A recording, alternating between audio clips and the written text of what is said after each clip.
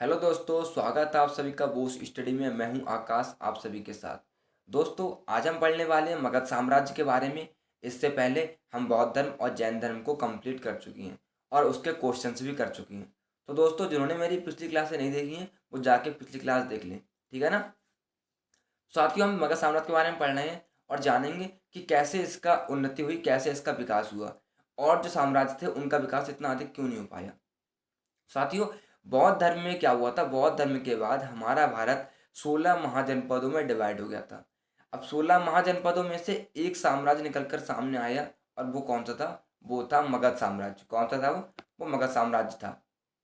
साथियों, मैंने आपको बताया कि 16 महाजनपदों में से मगध साम्राज्य कौन सा, मगध साम्राज्य की सबसे अधिक उन्नति हुई। क्यों हुई?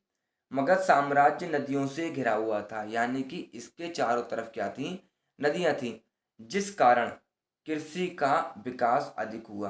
अब कृषि का विकास अधिक हुआ साथियों, तो वहाँ के जो लोग थे उन्होंने कृषि का व्यापार करना आरंभ कर दिया। इससे उनको क्या मिला, आर्थिक लाभ मिला और वह उसकी उन्नति का कारण बना।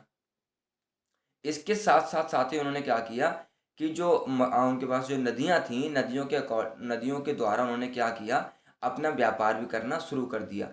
लाइक कोई उन्होंने छोटे मोटे शिप बना लिए होंगे, जहाज बना लिए होंगे, उससे उन्होंने क्या किया, अपना कार्य करना शुरू कर दिया। उसका साथियों मगध की स्थापना किसने की थी, तो मगध की स्थापना ब्रह्मदत्त ने की थी। लेकिन साथियों पहला वंश जिसने उस पर राज किया वो कौन सा था, तो वो था हर्यक वंश। कौन सा वंश था? हर्यक वंश था।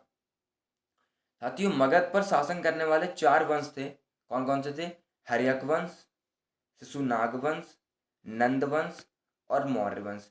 अब दोस्तों, एग्जाम में आपके सब क्वेश्चन आते हैं तो वो इसी तरह आते हैं कि क्रम वाइज आप इन वंशों के नाम बताइए। तो आपको जो वंश होंगे क्रम वाइज वो इस तरह ही बताने होंगे: हर्यक वंश, शिशुनाग वंश, नंद वंश और मौर्य वंश। ठीक है ना साथियों। साथियों, मगध साम्राज्य जो हुआ था वो किसी के द्वारा तो हुआ ही था, प्लस वहां पे क्या हुआ था, लौह का उत्पादन हुआ, लौह को खोज की गई। अब लोहे की खोज हुई तो वहां पे साथियों अच्छे अच्छे हथियार बनाए गए, और हथियार बनाए गए तो वहां के जो शासक थे, राजा थे, उनको सैनिक में लाभ मिला, अच्छा लाभ मिला सैनिकों के द्वारा। इसीलिए उनको और उन्नति हुई। उन्होंने अपने जो सैनिक थे उनको उनको उन्हें हथियार दिए, अच्छे अच्छे हथियार दिए। तो साथियों, हरे वंश जो हुआ था उसका पहला शासक कौन था, वो था बिंबिसार। कौन था? बिंबिसार था। हर्यक वंश के संस्थापक बिंबिसार मगध की गद्दी पर 544 ईसा पूर्व बैठे थे। यानी कि किसके समकालीन थे वो थे बौद्ध के समकालीन। यह बौद्ध धर्म का अनुयायी था। यह प्रथम भारतीय राजा था जिसने प्रशासनिक व्यवस्था पर बल दिया। तो साथियों, कौन था प्रशासनिक व्यवस्था पर बल देने वाला पहला शासक? यानी कि इससे पहले किसी ने भी भारत में प्रशासनिक व्यवस्था पर बल नहीं दिया। और ये किस धर्म को अनुयायी थे, तो ये बौद्ध धर्म के अनुयायी थे।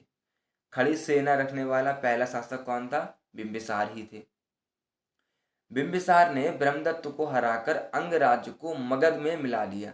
इन्होंने मगध को उस मिला लिया, किसमें? अंग में।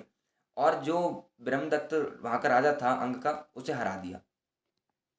साथ ही ये बौद्ध हैं, महात्मा बुद्ध, और ये बिंबिसार हैं। कहाँ है बिंबिसार? ये बिंबिसार है। अब देखिए, बिंबिसार राजा हुए होते हुए भी बौद्ध के चरणों में बैठे हुए हैं, क्योंकि बिंबिसार जानते हैं शिक्षा का महत्व। तो साथियों, शिक्षा का महत्व पहले भी बहुत अधिक था और आज करंट में भी बहुत अधिक है। इसलिए शिक्षा आपको जितनी ले सकते हैं आप शिक्षा, उतनी शिक्षा आप प्राप्त कीजिए, क्योंकि साथियों शिक्षा का ही क्या होता है, सम्मान होता है, और शिक्षा का ही अधिकार होता है हर जगह, आज चाहे कल साथियों। तो साथियों क्या होता है, बिंबिसार ने राजगृह का निर्माण किया और उसे अपनी राजधानी बनाया। क्या बनाया? उसे अपनी राजधानी बनाया। तो क्वेश्चन ऐसे आएगा कि राजगृह का निर्माण किसने किया? बिंबिसार ने किया। राजगृह और मगध की राजधानी क्या थी? तो मगध की राजधानी क्या थी? राजगृह थी, और यह मगध की पहली राजधानी थी। अब क्वेश्चन आएगा क्योंकि राजधानियां बदलती रही मगध की, क्या हुआ था, नए नए राजा आए तो उन्होंने क्या किया, राजधानियों को अलग अलग ट्रांसफर करते रहे वो। अब महात्मा बुद्ध की सेवा में बिंबिसार ने राजवैद्य जीवक को भेजा। उनके यहाँ एक राजवैद्य थे बिंबिसार के यहाँ, और उनका क्या नाम था? उनका नाम था जीवक। किसकी सेवा में गए थे? महात्मा बुद्ध की, जब महात्मा बुद्ध बीमार हो गए थे तो। और अवंती के राजा प्रद्योत को पांडु रोग से ग्रसित हो जाने पर बिंबिसार ने अपने राजवैद्य जीवक को उसके उपचार के लिए भेजा। और उनके एक दोस्त थे प्रद्योत, जो कहाँ के राजा थे, अवंती के। अब उन्हें एक रोग होता पांडु रोग, जो पांडु रोग हो जाने के कारण बिंबिसार ने अपने वैद्य जीवक को वहां भी भेजा था, प्रद्योत। तो उन्होंने महात्मा बुद्ध की सेवा में भेजा था, और किसकी, और प्रद्योत की सेवा में उन्होंने भेजा था जीवक के लिए। साथियों ऐसे डायरेक्ट क्वेश्चन आपसे पूछे जाएंगे कि किसकी सेवा में जीवक को भेजा गया था, ठीक है ना। बिंबिसार ने वैवाहिक संबंध स्थापित कर अपने साम्राज्य का विस्तार किया। उन्होंने क्या किया, अलग अलग राजाओं की रानियों से शादी विवाह किए, और क्या किया, उनके राज्य को अपने राज्य में मिला लिया। इसने 3 रानियों से विवाह किया, जिस कारण वह राज्य बिना युद्ध किए ही इसके अधिकार में आ गए। यानी कि इन्होंने युद्ध भी नहीं किया, शादी सिर्फ की, और उस शादी के द्वारा इन्होंने क्या किया, उन रानियों के द्वारा उन राज्य को अपने अंदर मिला लिया। इस तरह इनके राज्य का क्या हुआ, विस्तार होता चला गया। पहले कौन सी थी विवाह इन्होंने किया, पहली थी लिच्छवी शासक चेटक की पुत्री चेलना। कौन थी, चेलना। दूसरी कौशल नरेश प्रसेनजीत की बहन महाकोसला। और तीसरी मद्र देश की राजकुमारी क्षेमा के साथ। तो इन्होंने 3 विवाह किए। कौन कौन से थे वो, चेलना, महाकोसला और क्षेमा। अब क्वेश्चन आपसे ऐसे पूछेगा कि चेलना कहाँ की शासक थी, या किसकी बहन थी, या महाकोसला कहाँ की रानी थी, या फिर क्षेमा। तो साथियों क्वेश्चन घुमा भी सकता है थोड़ा बहुत, कि मद्र की राजकुमारी कौन थी, 3 ऑप्शन दे देगा और पूछ लेगा कि इन तीनों में से मद्र की राजकुमारी कौन थी जिन्होंने बिंबिसार से विवाह किया था, है ना। उसने विजय और विस्तार की नीति का अनुसरण किया। उसने क्या किया, विजय और विस्तार, उसने अपने राज्य का विस्तार किया बहुत अधिक।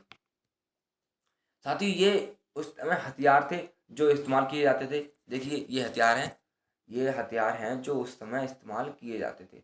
देखिए आप ये व्हील है रथ का, और उसमें क्या हुआ है, ये तलवार लगी हुई है, क्या लगी, तलवार लगी हुई है ना। ये भी कुछ हथियार थे जो उस समय इस्तेमाल के युद्ध में लिए गए थे हथियार। अब साथियों आते हैं अजातशत्रु, बिंबिसार के पुत्र। बिंबिसार की हत्या कर उसका पुत्र अजातशत्रु 493 ईसा पूर्व मगध की गद्दी पर बैठा। तो साथियों हुआ क्या था, पहले यही होता था, राजा का बेटा राजा बनना चाहता था तो अपने पिता को मार दिया करता था। क्या करता था, अपने पिता को वो मार दिया करता था। वह कौन था, वह बौद्ध धर्म का अनुयायी था अजातशत्रु। उसने 483 ईसा पूर्व बौद्ध की मृत्यु के पश्चात राजगृह में प्रथम बौद्ध परिषद बुलाई। यानी कि जब बुद्ध की मृत्यु हुई या महापरिनिर्वाण हुआ 483 में, तो प्रथम बौद्ध परिषद बुलाई गई। किसके शासनकाल में, अजातशत्रु के शासनकाल में। साथियों मैं इसके बारे में आपको पढ़ा चुका हूँ बौद्ध धर्म में, कि 4 परिषद हुई थी, और उसमें अध्यक्षता किसने की थी, कब कब हुई थी, और किसके शासनकाल में हुई थी। तो जिन्होंने मेरी पिछली क्लासें नहीं देखी हैं वो जाके पिछली क्लास देख लें। कौशल और वैशाली के खिलाफ विजय प्राप्त की। किस किस के खिलाफ, कौशल और वैशाली के खिलाफ अजातशत्रु ने विजय प्राप्त की। साथ ही ये हर्यक वंश यहाँ तक फैला हुआ था, यहाँ तक क्या था, हर्यक वंश ने अपने पैर जमा लिए थे मगध साम्राज्य। अब देखिए अब कौन आता है, अब आते हैं उदयन। कौन आते हैं, उदयन। 461 ईसा पूर्व में अपने पिता अजातशत्रु की हत्या कर उदयन मगध की गद्दी पर बैठा। अब साथियों देखो क्या हुआ, उदयन ने क्या किया, उदयन ने अपने पिता को मार दिया, और उनका पिता कौन था, अजातशत्रु। तो यही होता था पहले, पिता को मार देते थे और गद्दी पर बैठ जाते थे। राजधानी को पाटलिपुत्र स्थानांतरित किया। साथियों ये क्वेश्चन एग्जाम में ऐसे आता है कि राजधानी को राजगृह से पाटलिपुत्र किसने स्थानांतरित किया, तो किसने किया, उदयन ने किया। वह जैन धर्म का अनुयायी था। किसका अनुयायी था, वह जैन धर्म का अनुयायी था। हर्यक वंश का अंतिम शासक कौन हुआ, हर्यक वंश का अंतिम शासक नागदशक था। अब आता है शिशुनाग वंश। कौन सा, शिशुनाग वंश। शिशुनाग ने 412 ईसा पूर्व शिशुनाग वंश की स्थापना की। तो आपको साथियों ये याद करने में कठिन नहीं लगेगा, क्योंकि शिशुनाग ने ही शिशुनाग वंश की स्थापना की थी। शिशुनाग ने अवंती को वापस ले लिया और मगध पर कब्जा कर लिया। शिशुनाग ने अपनी राजधानी पाटलिपुत्र से वैशाली स्थानांतरित की। अब देखिए तीसरी राजधानी बनी मगध की, पाटलिपुत्र से कहाँ पहुंची, वैशाली। पहले राजगृह, फिर पाटलिपुत्र, और अब कहाँ आ गई, अब आ गई वैशाली। तो ऐसे क्रम आपको याद रखना पड़ेगा कि राजधानी कैसे कैसे बदलती रही है। क्वेश्चन आता है एग्जाम में कि राजधानी का क्रम बताइए बदलने का, तो आप बताएंगे। फिर क्या हुआ, काल अशोक। काल अशोक आए, काल अशोक ने पुनः राजधानी को पाटलिपुत्र स्थानांतरित कर दिया। काल अशोक ने राजधानी को पुनः स्थानांतरित कर दिया, कहाँ पे, पाटलिपुत्र में। और ये शिशुनाग वंश, साथियों शिशुनाग वंश यहाँ तक फैला हुआ था, कहाँ तक, शिशुनाग वंश ने यहाँ तक अपने पैर जमा लिए थे। फिर साथियों आता है नंद वंश। कौन सा, नंद वंश। और नंद वंश के जो पहले शासक हुए वो हुए महापद्मानंद। कौन हुए, वो हुए महापद्मानंद। यह पहले गैर क्षत्रिय शासक थे, यानी कि इससे पहले जिन जिन लोगों ने शासन किया मगध पर वो कौन थे, वो सारे क्षत्रिय शासक थे। लेकिन महापद्मानंद पहले गैर क्षत्रिय शासक थे, जिसने काल अशोक की गद्दी पर कब्जा किया और उन्हें हरा दिया। उसे भारत का पहला ऐतिहासिक सम्राट कहा जाता है। किसे, उसे भारत का पहला ऐतिहासिक सम्राट कहा जाता है। उसने वहाँ के आसपास के जंगलों से हाथी बुला लिए, मंगवा लिए और अपनी सेना में हाथियों का कर लिया, भर्ती कर लिए। इस तरह उसने अपनी सेना शक्ति को और मजबूत कर दिया। उसने राजा बनने के लिए काल अशोक की हत्या कर दी। उन्हें सर्व क्षत्रियांतक, क्या चीज, सर्व क्षत्रियांतक, सभी क्षत्रियों का नाश करने वाला कहा गया। और एक राठवी कहा जाता था। क्या कहा जाता था, और एक राठवी कहा जाता था, यानी कि सभी क्षत्रियों का उन्होंने विनाश कर दिया था अपने समय में। इन्होंने कलिंग सहित कई राज्यों को जीता। अब साथियों कलिंग जो आपका है वो कलिंग कौन सा है, जो आपका उड़ीसा वाला क्षेत्र नहीं है, उड़ीसा वाला क्षेत्र आपका कलिंग कहलाता है। तो कलिंग क्षेत्र को सहित इन्होंने कई और राज्यों को जीता था महापद्मानंद ने। साथियों महापद्मानंद के बाद कौन आए थे, ये आए थे घनानंद। कौन आए थे, घनानंद आए थे। यह नंद वंश का अंतिम शासक था। कौन, घनानंद। सिकंदर ने उसके शासनकाल के दौरान भारत पर आक्रमण किया। जब सिकंदर ने आक्रमण किया था तो भारत पर किसका कब्जा था, तो घनानंद का कब्जा था भारत पर। यह इसने काफ़ी मजबूत पकड़ बना ली थी अपने भारत पर, और जो राजा थे इसके आस पड़ोस के वो इससे डरते थे। लेकिन सिकंदर की सेना ने ब्यास नदी को पार करने से इनकार कर दिया, क्योंकि ब्यास नदी में क्या था, बहुत अधिक जल था और सिकंदर की सेना उसे पार करना नहीं चाहती थी। वह डर गई, इसलिए वह वापस हो गई। उसने अपने पिता से एक विशाल साम्राज्य विरासत में ले लिया। किसने, घनानंद ने महापद्मानंद से एक विशाल साम्राज्य उसके लिए मिला था अपने पिता के द्वारा। इस वजह से वह एक शक्तिशाली शासक बन गया था, यानी कि उसने पूरे भारत पर कब्जा किया।